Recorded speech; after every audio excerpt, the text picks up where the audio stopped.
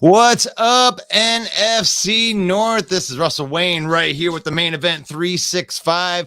What up to One Pride? What up to Skull Nation? What up to the Evil Empire Pack Nation? What up to the Bear Down Nation right there? This is the phone sessions. I'm Russell Wayne. Thank you for liking and subscribing this and actually having 11 people on here talking football. Now, I know that you guys have to be avid fans to be on here right now talking about football in June. But we just got done with OTAs, and there's some hype out there, man.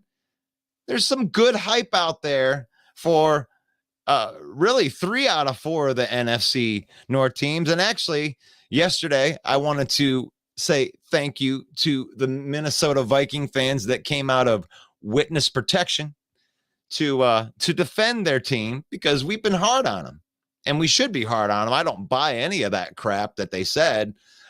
You can't lose all of your talent and then just expect Brian Flores to coach this no talent on the defense team that they have right now. So it is what it is. Maybe Brian Flores can get something else out of them, but that's not what I really wanted to talk about today. I wanted to talk about the overhype. Is the overhype of the Detroit Lions and the overhype of the Chicago Bears. Now, I mean, the Koolaid, the blue Koolaid is just flowing out there. I've talked to a lot of my Lion fan friends, and the very, very high expectations for the Lions. And where's it coming from? Where's all this expectation coming from? Stop playing with us. I mean, we've never, not one time won the NFC North division. Where is this hype coming from? The history is not on our side. Where is all of this hype coming from? And the Chicago Bears, oh my gosh, Justin Fields was an awesome college quarterback, but this guy has proved nothing in the NFL. He didn't have an offensive line. He didn't have any wide receivers.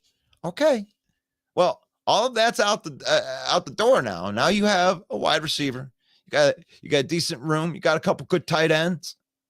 You brought in some offensive linemen, and now the hype is through the roof. The Bears front office is spending some money. You ready? Are you ready?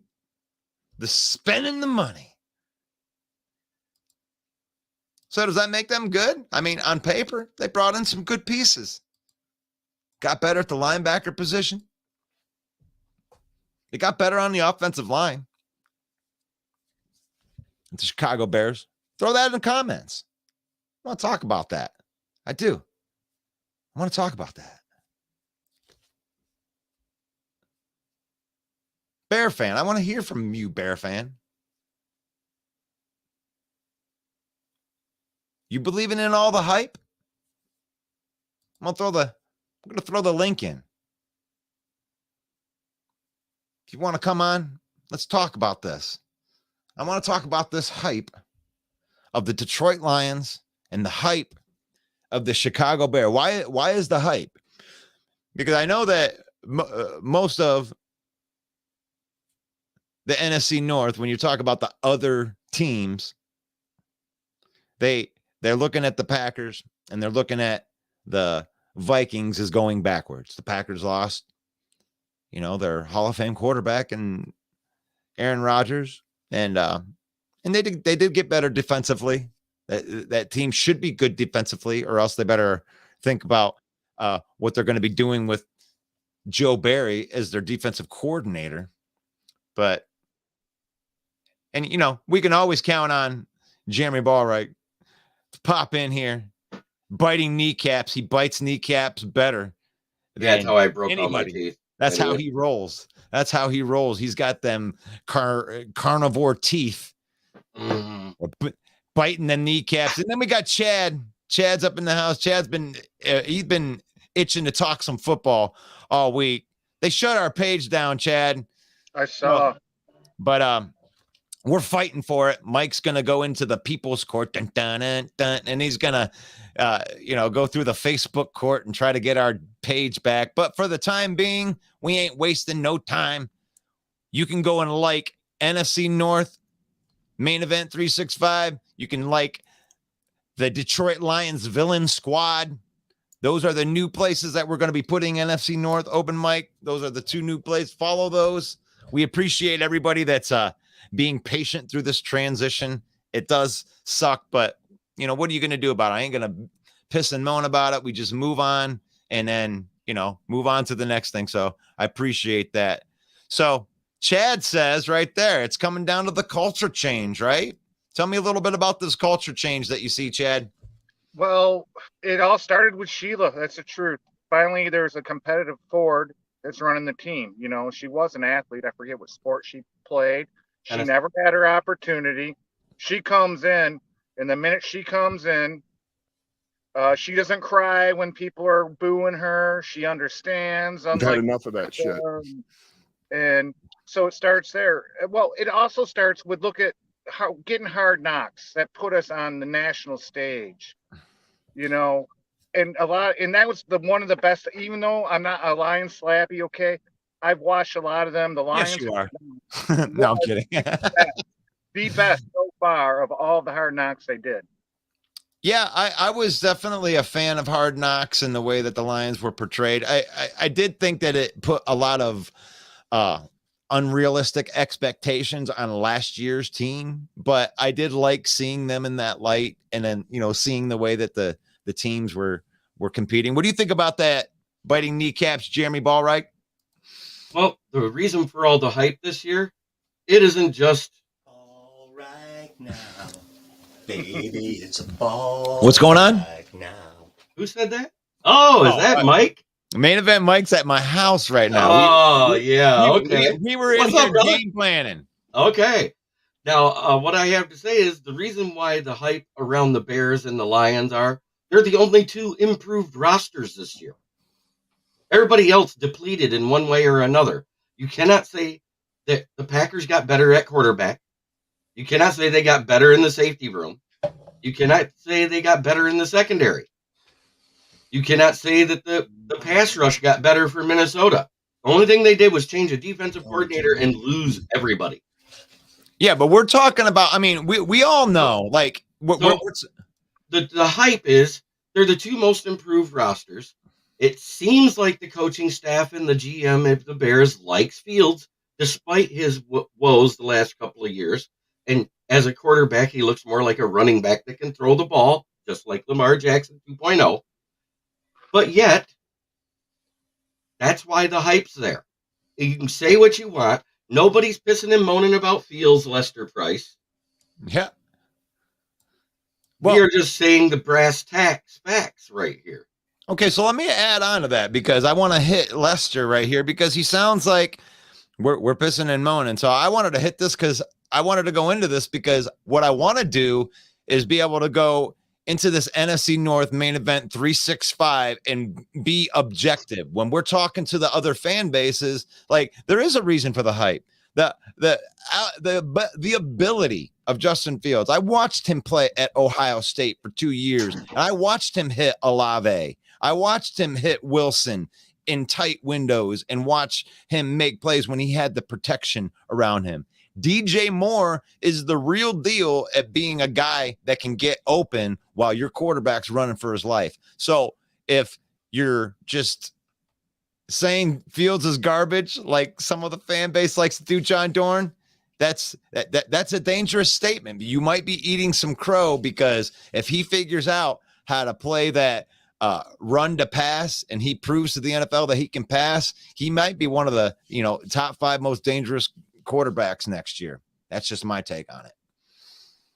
But what do you think out there, Lester? I just wanted you to know that I'm not totally bashing your team. I don't think that you're going to be like a 12-win team or something like that, but I definitely think that the Chicago Bears are an improved roster. There is reason behind the hype. But maybe they're going a little overboard with it. Maybe they're going a lot overboard with it, because I remember a lot of the Lions fans from last year, and Mike had them at 7 wins. I had them at 8 wins, and they overproduced for where we thought they were going to be. But there were some Lion fans that were predicting 11, 12 wins. And it's like, whoa, guys, this is you got pump the brakes. I hate that statement. Pump the brakes. I moved my win window by 1 win. I said we'd win no less than 7 and as much as 10.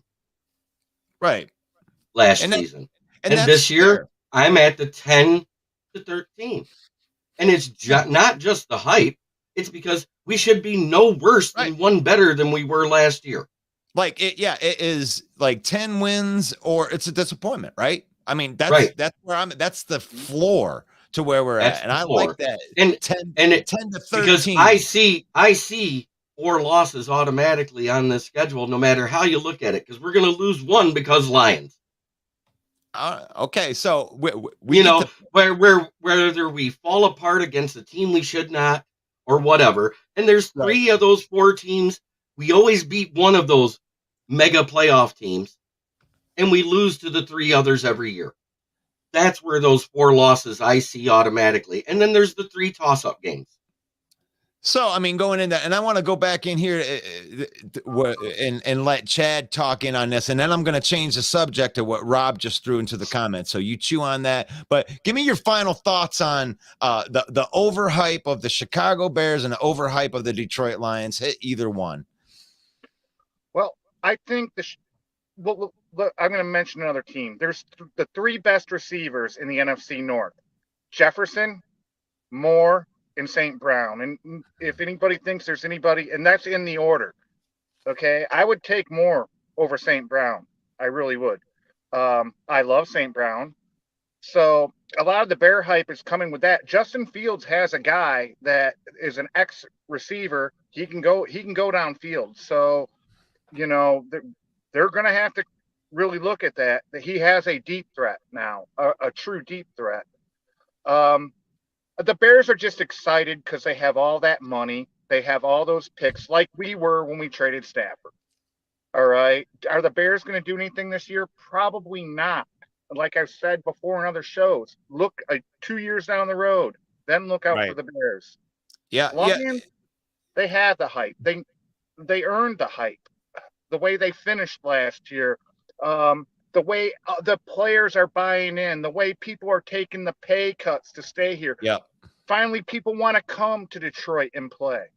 So what you're saying is that the Lions hype is a little more viable, and I totally respect that, because I really love what they've done with this team. I mean, and it isn't just the starters. It goes all the way deep, all the way through the 53, and even going into the practice squad. But I do want to move on to this other thing, because we have a shorter amount of time, unless I can talk Mike into like taking over while I get my kid off the bus. We might be able to go. I'll take over. Yeah. So so Mike is taking one for the team. I'm gonna get my kid off the bus at 12. So I got about 12 more minutes on the air with you guys, and we're gonna turn over to main event Mike. Oh, Chad is there. But Chad is in here. Hi, Chad. And we're going to talk. And we're going to talk about what Rob says right here. He said, thoughts on Dobb saying that Love is as good as Aaron Rodgers. I think that he was smoking something. Love is not near Rodgers, and I don't think that he'll reach elite quarterback status there. As there's always that time that, I mean, that one time. Yeah, that one time. I can't read. But maybe I'll just have Jeremy's going to take over comment reading for me, because I can't read or spell, apparently. So, Jeremy, what do you think about that? Well, in a way, he's kind of right, but we don't know what Love is, because he's only played 26 attempted 26 passes in the NFL. He's only done what, a game and a quarter so far? Let me 3 years. Let me throw this something on there for you. Just that way you can go on with it. I want to know what love is. Right. That is what Packer fans are saying. Want you to show me. He needs to show it. He does need to show it. I mean, so this is his prove it year. Because this is his 4th year. They didn't pick up his 5th year option. That's a telling sign. Right. Say what you want. They did not pick up his 5th-year option. If Yeah, he plays good, won't that really That cost is a him? great point, Jeremy. That is a great point. I want to hit that, and I'm going to throw this over to Chad after I put this So point in here. if So he was here- that great of a QB, wouldn't they have picked up his 5th-year option by May 2nd? Right. So let's talk about that for a second. Let me frame this right here. Not only did they not pick up his 5th-year option, they gave him an extension that brought him in way less than what the 5th-year option would have been. That was in my opinion, that is a show of not faith in Jordan Love. What do you think about that, Chad? You know what? We don't know what Jordan Love is, and that's what I've I been want to saying. know what love We is. don't. I mean, I can see him struggling out the gate, definitely. I mean, he's got to get up to game speed, but he might turn it up. We just do not know. What we do know is Green Bay knows their quarterbacks, because my whole life of football, they're on their 3rd quarterback. Okay, Oh, wait, no, that's not true, because the 70s, they had like 8 of them. I didn't watch football in the 70s. You didn't watch football in the 70s? No, So- I was living in Indiana. They've had 3 fantastic quarterbacks and a total of 4 Super Bowls because of it. 2 for Yep. Bart Starr, 1 for Favre, and 1 for Rodgers. So you can't say it's a great organization, because they would have more in that time. Well, 30 if years. they're not a of great Favre? organization, we are way less than a great. Yes, we are. as Lions We are. fans We are an up and coming. We are have the been most bottom abused feeders. franchise in the history of sports, and because the Cubs won, so now the Lions are the most abused franchise Okay, look, in the history of the sports. Red Sox won back in the early 2000s, right? And we are They came tougher. back from we 3 are 3-0 tougher. down and beat the Yankees and got to the World Series and won with Pedro frickin' Martinez. Then I you still had the think Cubs they'll break get the 108-year-old GOAT curse. So now we're the Lions. Now Lions it are is the time most- for Bobby Lane's curse to be dead. And I think that happened last year when they did that ceremony, because that's when everything switched. We fired Aubrey Pleasant the next day after that ceremony. Next thing you know, the defense plays in the top 15 to 20. Then all of a sudden we win 8 out of 10 games. Goff has 8 games without an interception. There is something to everything that happened last year. Yeah, we won 9 games and missed the playoffs. No, That's what it's- happened Ben last year. Johnson.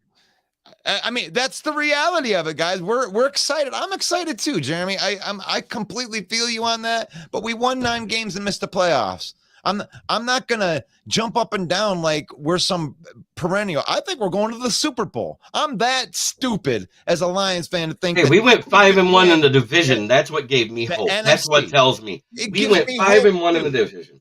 it gives me hope, but we won 9 games and didn't make the playoffs. So like let's bring that, and we're playing the Kansas City Chiefs week 1, by the way, too. And like they're not making it easy on the Lions, and we shouldn't care. See, You know? I think it's just the opposite. If that had been later in the year, that would be a tougher game.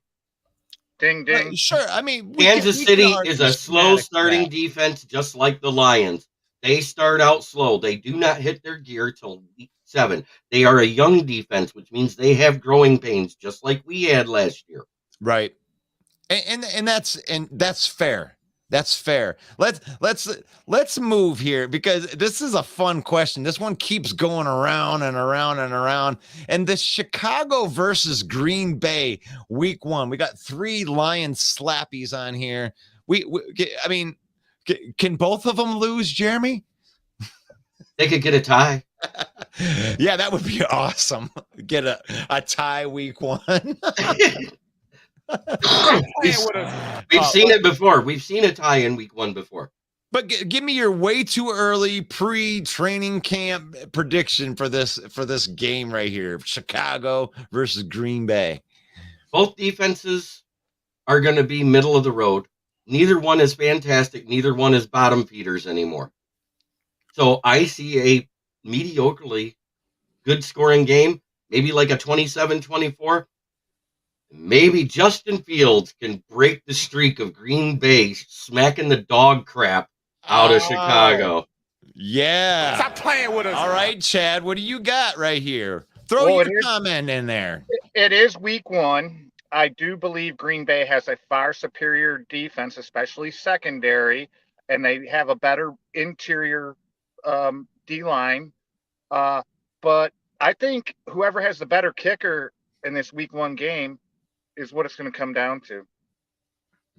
So who do you got, man? I got Green Bay. I got Green Bay. Okay. I'm Chad's tired of got Green Bay winning everything. So here's I was talking with Bill the Packer fan, and I got to give it to Green Bay as well. I mean, Justin Fields. I mean, they did lose Aaron Rodgers. But unfortunately for Justin Fields, Aaron Rodgers does not play defense. That defense is still intact, and they used another first-round pick on another defensive lineman. They get after the quarterback. I think that they're better defensively than the PFF stats are going to show you. They still play, and it's week 1. So you have a gelling or a team that's been there. The defense has been together. The team it was good defensively. And then you got a brand new offense with a lot of moving pieces playing week 1 and a defense that's owned you. So I think that Green Bay wins this game. They lost Crosby. Yep. And they did. So I got Green Bay week 1, but I do believe that Chicago does get the revenge victory, with their second meeting, because I do think that Chicago is going to get progressively better as the year goes along. I got it 27-24 Chicago. So awesome. So do you got a topic you want to throw right in as you're joining in, or because we were just talking about, or do you want to jump right in on this Chicago Bears? I can't hear anything because it's all coming through your headphones. So okay. So what we're talking about is I'll just throw this out to the comments right here while I'm telling Mike what we're talking about. But we're talking about Chicago versus Green Bay, week 1. We want the thoughts. We want your thoughts in the comments. Who do you think is going to win week 1 in this division matchup? And I'm going to sign off. Peace out, guys. I'm going to go get my kid. Main event Mike is on deck. Woohoo! Now remember this game.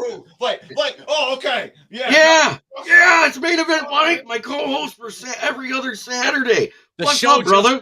The show just got better, gentlemen. It did. We got a personality now. Chad, I'd like to tell you, first of all, welcome back to the show. I know you come in on open mic night when I'm a bit abusive, and I apologize for that because that's the arena that we're in. But it's a kinder, gentler main event Mike here on the phone sessions at 11 o'clock in the morning. So good day to you, sir.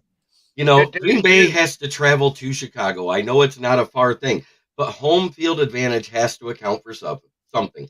They have the better weapons this year. What? Who are you talking to? Everybody. Oh, okay. That is why I think Green Bay loses. No, I'm messing with you, Jeremy. Come on. This is why I think Green Bay loses in Chicago week 1. Yeah, I also predicted Chicago to win this game. But what's going to be real interesting for me, Jeremy, is going to be the preseason to see those first series that Jordan Love takes under center. And how does he command the offense? How does he look? Does he look comfortable against real competition? And I know it's only preseason, but I think that's going to be very telling. I did predict Chicago to win that game simply for the fact that continuity. Justin Fields will be coming back into the second year of the same offense, whereas Jordan Love, he's essentially going to be a rookie.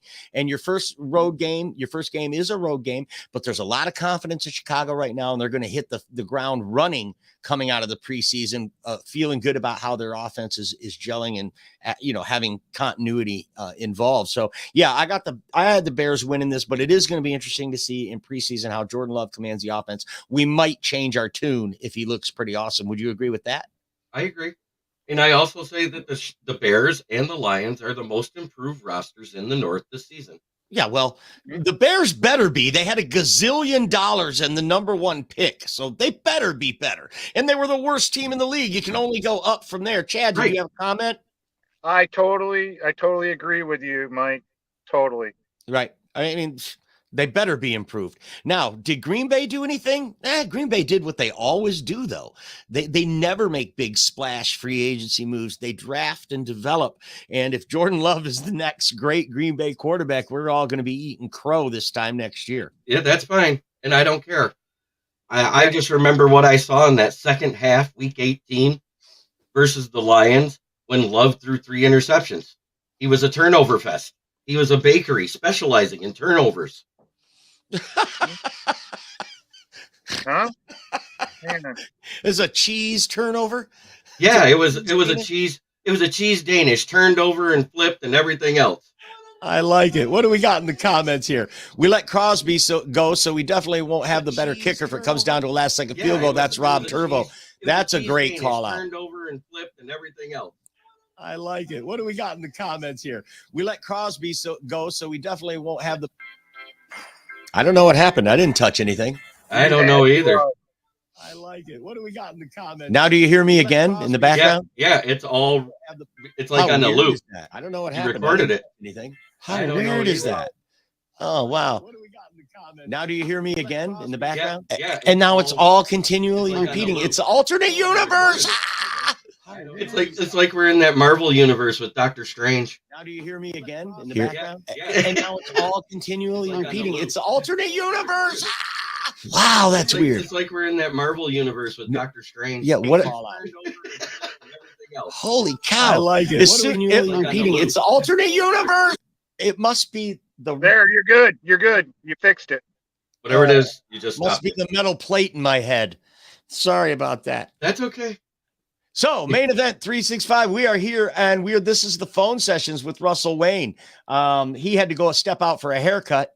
So I'm main event Mike, and I am in here filling in with him. We've got Chad from Detroit and Jeremy B from the Biting Kneecaps group. Be sure to go over there and follow him. Let everybody know the main event. If you follow the main event and you're wondering what the heck's going on, our page got deleted.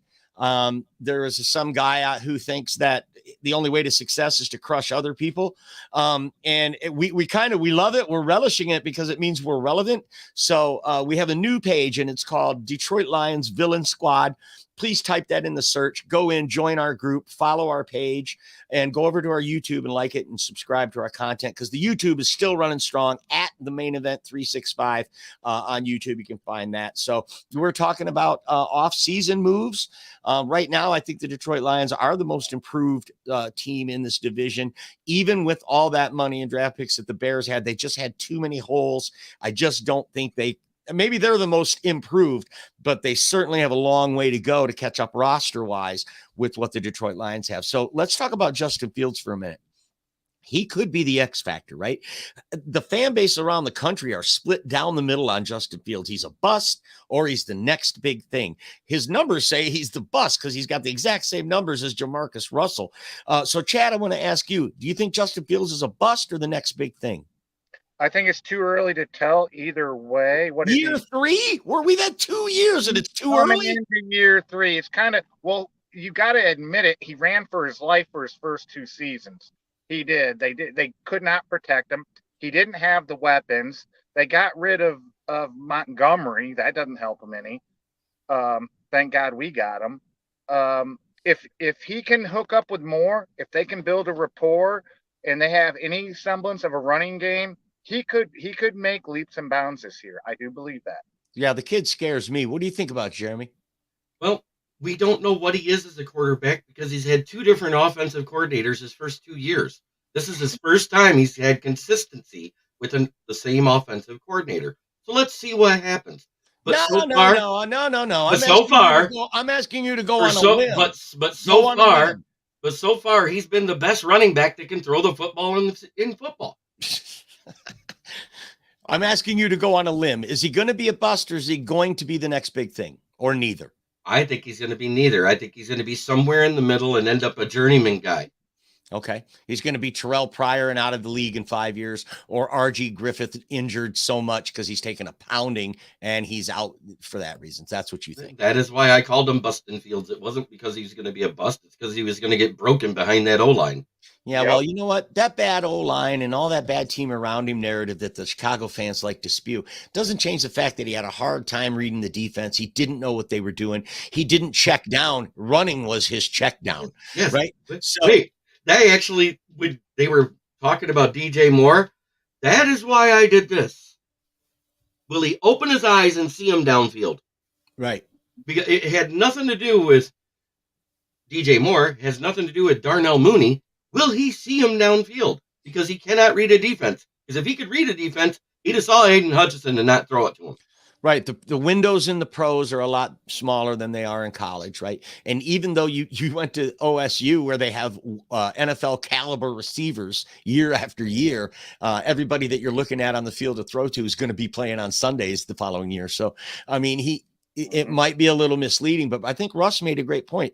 He was no slouch in college, and there was a reason the Bears moved up to get him because of all that talent. Yeah. But can he put it together? Can he learn to be an NFL quarterback and throw? It's going to be scary for the rest of the division if he does. One thing's for sure, if he does become that, all us Lions, Packers, and Vikings fans are going to be eating a lot of crow because a lot of these Bears fans are pretty sure that he's going to be the next big thing.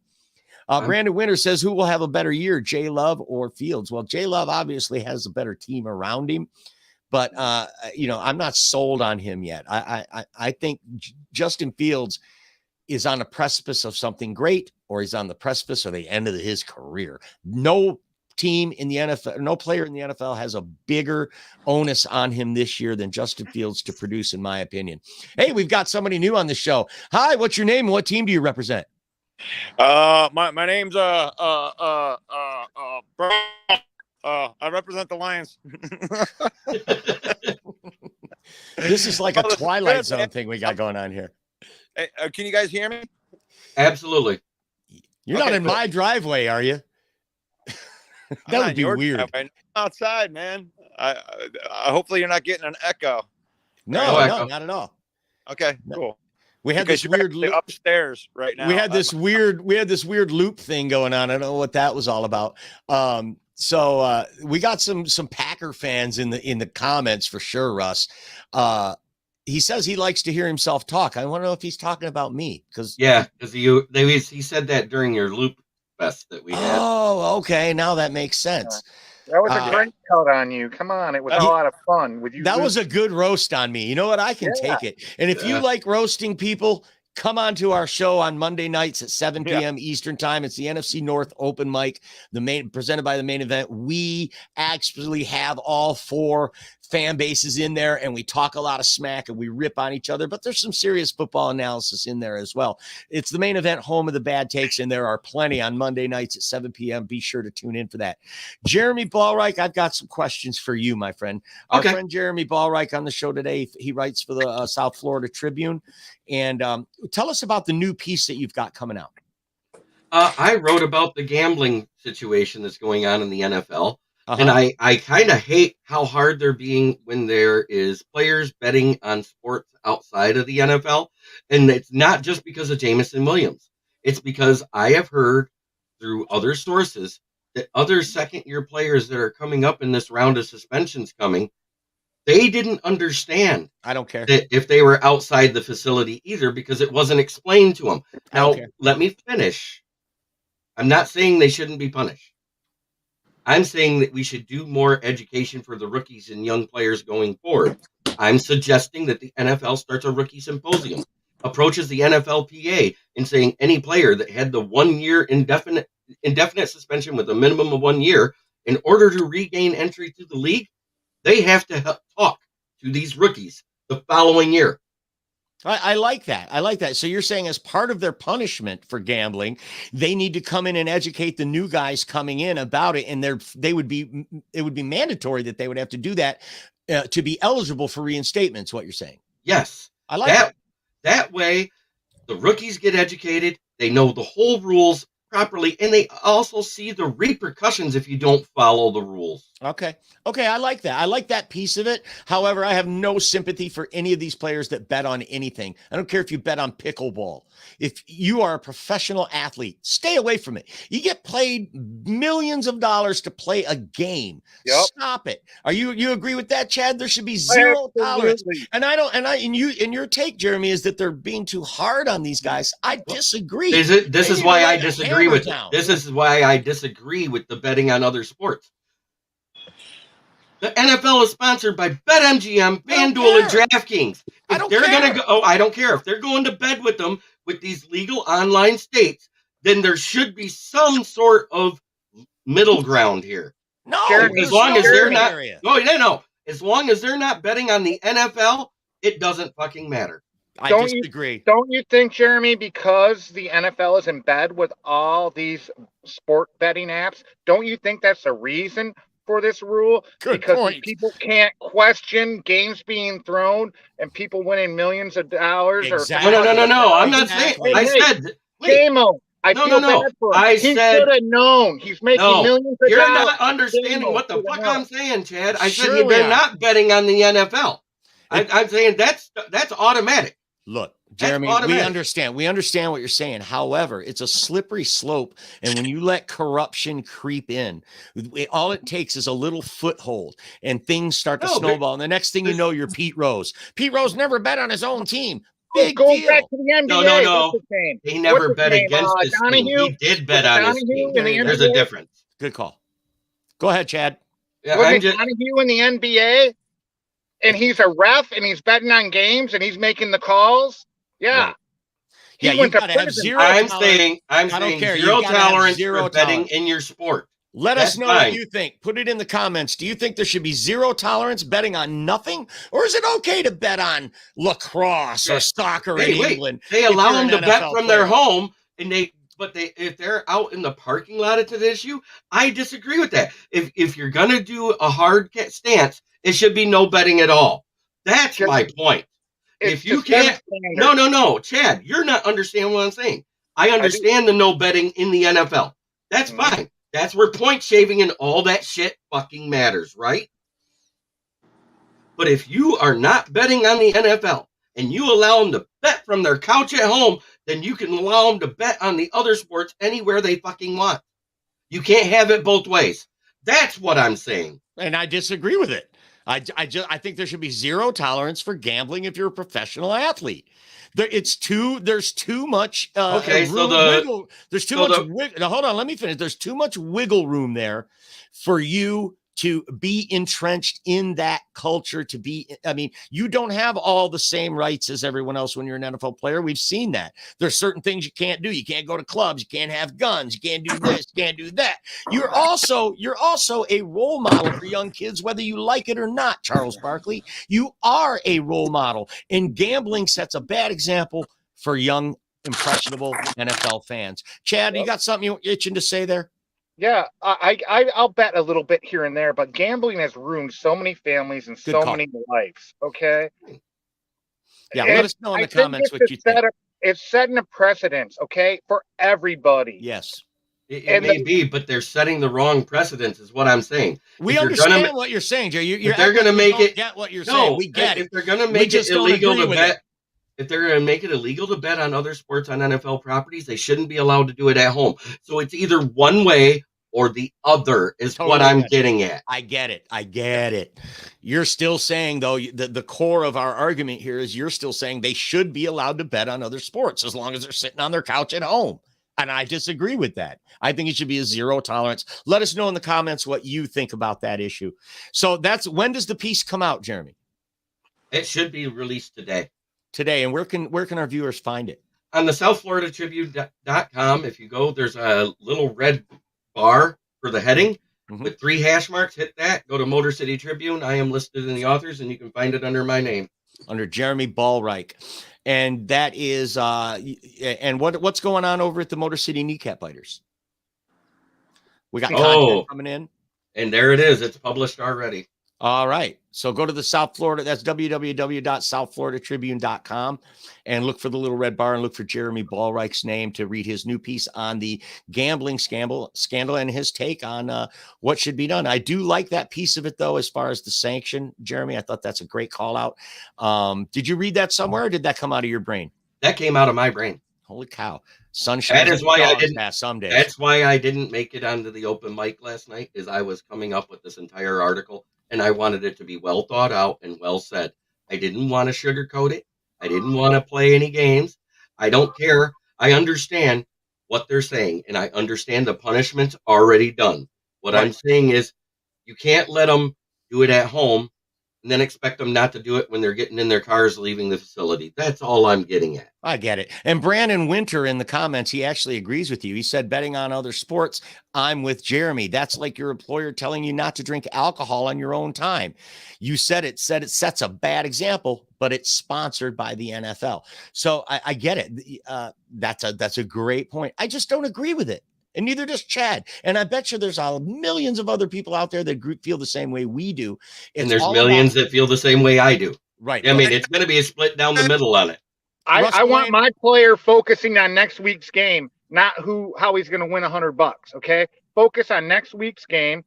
Don't sit there and spend your time scrolling through for the best bet. Focus on next week. Right. And it also begs the question, where do you stop? If you tell them, no, you can't gamble on anything. Well, you're not allowed to play fantasy football either. You're not allowed to play tic-tac-toe with your grandkids. I mean, where does it end? That's what I'm getting at, is you're sitting there and you say no gambling period. Okay. So the Saturday night poker game in the locker room that the players have, that's not allowed either, because that's gambling. Sports betting is no. I'm just saying betting. If you're wait, no, you guys said no gambling whatsoever. So I'm setting an example here. If you say no gambling whatsoever, then that means when they have their locker room meeting the night before a game, and they're going to sit there and play poker, that's not okay either. In the away game at a hotel room, that's not allowed either, because that's considered NFL property. You're intentionally skewing it. We're not saying that a player can't go to Las Vegas, walk into a casino, and place bets. He just can't place bets on sports because he's a professional sports athlete. But they do allow it. That is my problem. He can go to Vegas. He can go to Vegas to a hotel and bet on every other sport but the NFL, as long as he is not on the Raiders' property. That is the rule. Russell Wayne, you got a take on this? Yeah, I've been trying to get in here. you guys are on fire. Go get your own show. You guys are on fire today. No, I think that sometimes the original point gets skewed when it comes to this kind of thing. Like it seems like we want to say, well, Jameson messed up, but he didn't know the rules enough that they need to make a symposium and all these other things. Here's the thing is it is laid out in rules. It is laid out in black and white. They can look right at it. These are smart players. This is a professional team. They have orientations too, where it is told to them in orientation. Go ahead, Russ. Sorry. Yes. So it is posted in orientation. Maybe they don't do a good enough job about it, but the bottom line is he broke the rules, so he's gonna pay for that. So I like what Jeremy is saying about the rule needs to change, but we got to be careful not to make that point that you're making be that's what happens because of Jameson. Jameson didn't mess up because these rules need to change. That it can't be that way. No, that isn't what I'm saying. He made a mistake. He's going to own the mistake. And he has owned the mistake. What I'm saying is the media has roasted him so bad. Jeremy, I listened to you talk for 15 minutes on this and rebuttal every single person. I understand your stance probably better than anybody out there. I've been just like listening. I haven't even been talking. I've been listening to your stance, and I feel your stance.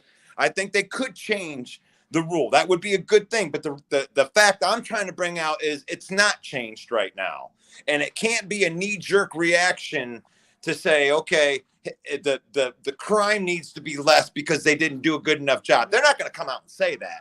I They didn't ain't say going to that come either. out and say that they dropped the ball and that they didn't do a good enough job educating. They're going to throw Jamison Williams out on the stake, let him burn so the rest of the NFL can see it so people won't mess up anymore. So it is what it is. Maybe they need to change it to all betting or whatever. I really don't care, but follow the rules, whatever they are. That's my point. Amen. I did like how JMO handled it, and he said he's not even going to appeal. He's just going to take it and move on and move forward. I mean, that was pretty good. Kid's got a lot to prove. He's got a lot of haters out there. He's got a lot of people counting him out. A lot of Lions fans have way too high expectations for him. But when you're the number 12 overall pick, you better deliver. So, I mean, the kid's on the verge of bust status. Let's face it. I know Lions fans don't like to hear that.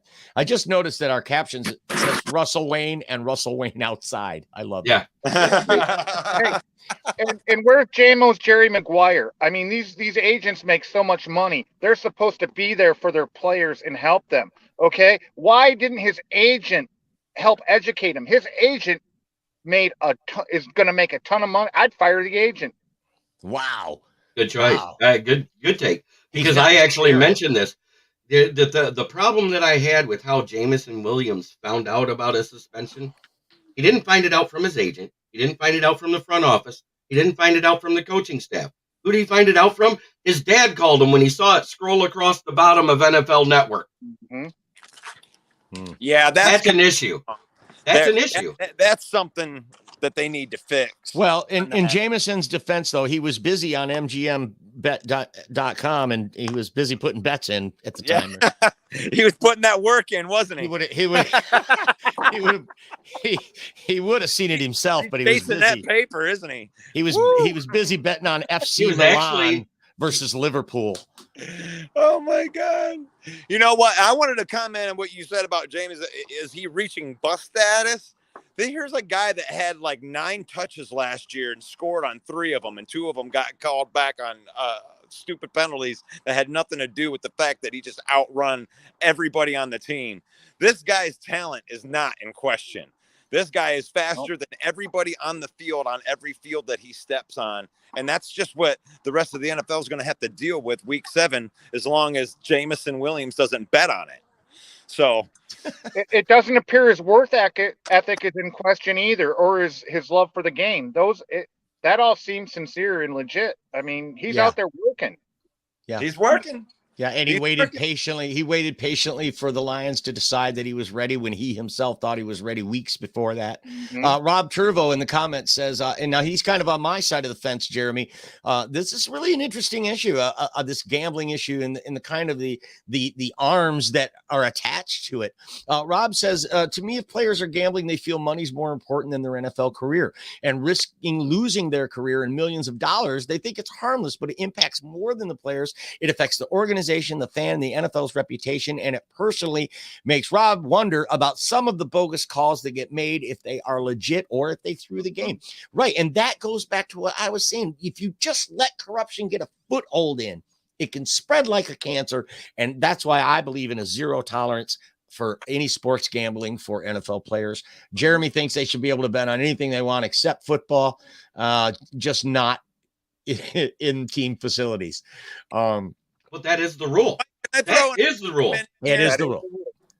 Because this gambling thing that we've been talking about, we've lost all of our viewers, and I want to do an experiment right here, because with our 2 people that we have right now, I wonder if I just start saying stuff like, I think Fields is going to be overrated, and Packer fans just don't really understand that not having a Hall of Fame quarterback just isn't a thing that you're going to be able to just recover from instantaneously, and that your team isn't going to be as good without a Hall of Fame quarterback all of a sudden. And by the way, you were 8-9 last year, so your team wasn't that good to begin with.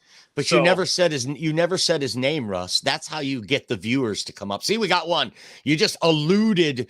I did. Aaron Rodgers. Wow, what from 3 to 4? I thought his name was Aaron Rodgers. Aaron Rodgers. Blow pack blow. Oh my gosh. We went from 2 to 4 just saying Aaron Rodgers. It's Aaron Rodgers, and he wants to speak to management. Aaron Rodgers is finally going to win the Super Bowl now that he's not in Green Bay. That possibly could happen. I have that team as the second best team in that division. Them are the Dolphins. They're competing for second place. Well, you've got Buffalo third. You got No, Buffalo third. first. Okay, Buffalo first. Miami and Jets Vikings will be are 0-6 in the division. Yes. Bring them out of hiding. Bring them out of witness protection. How do we get them out of witness protection? Witless. They will be witless in the division. Now we just drop back The down Vikings. to one viewer. We'd like to thank that one viewer. It's probably Bill, the Packer fan. appreciate He's you. the one that sent me the invite. He's here watching. Oh, well, we Probably wish you Bill. a speedy recovery, Bill. Our thoughts and prayers are with you. Hurry up, get out and have some bacon wrap deep fried stuff. That's just cool. Bacon's good. Bacon is food of the gods as long as you don't eat the grease. Bacon is the nectar of the gods. Right. Bacon Well, makes I think that everything we taste ran good. out of dumb stuff to talk about, guys. No, I'm kidding. But Well- seriously, it's June, and actually, I should probably go upstairs. And do you know how to hit the music, Mike, or do we want to keep going? Are you guys? No, I you do all that. I do the dick jokes and stuff. I do the dick jokes. I'd rather be dickless. When Russell was talking, he didn't like it. I know how we can lose our last viewer. What? I know how we can lose our last viewer. Let's talk about the Lions kicking situation. Yeah. And on that note, It's time to say goodbye. for Russell Wayne, I'm Russell Wayne. For Chad and for Jeremy, God bless you all. Peace out. Where do I click? Oh, you gotta go to.